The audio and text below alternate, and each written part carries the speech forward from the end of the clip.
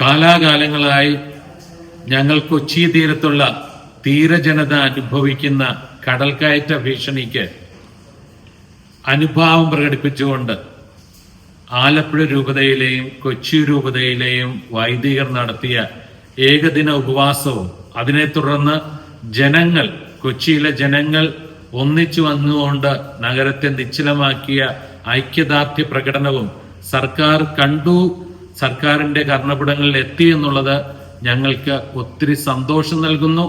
അതിന്റെ പ്രതിഫലനം എന്ന കണക്ക് ഇന്ന് സർക്കാർ ആ പാതി വഴി വന്ന് നിൽക്കുന്ന ടെട്രോപോഡ് കടൽഭിത്തിയുടെ പൂർത്തീകരണത്തിനായിട്ട് ഇന്ന് 306 കോടി രൂപ അനുവദിച്ചു എന്നതിൽ ഞങ്ങൾ ഒത്തിരി സന്തോഷിക്കുന്നു, സർക്കാരിന് നന്ദിയും പറയുന്നു. പക്ഷേ ഈ ചെറിയ കടവ് വരെ മാത്രമോ കാട്ടിപ്പറമ്പ് വരെ എത്തിയോ നിൽക്കുന്ന കടൽഭിത്തി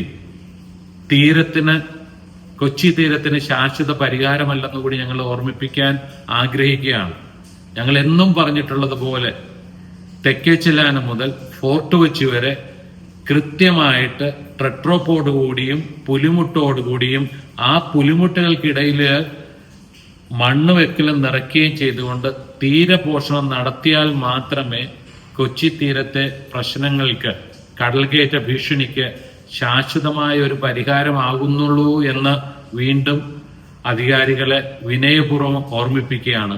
ആയതുകൊണ്ട് ഇപ്പോൾ തുടരാൻ നിങ്ങൾ പദ്ധതിയിട്ടിട്ടുള്ള പ്രവർത്തനങ്ങൾ എത്രയും പെട്ടെന്ന് ഫോർട്ട് കൊച്ചി വരെ വ്യാപിപ്പിക്കണമെന്ന് ഞങ്ങൾ ആവശ്യപ്പെടുകയാണ്. ഇത് നിലനിൽപ്പിന്റെ ഒരാവശ്യമാണ്.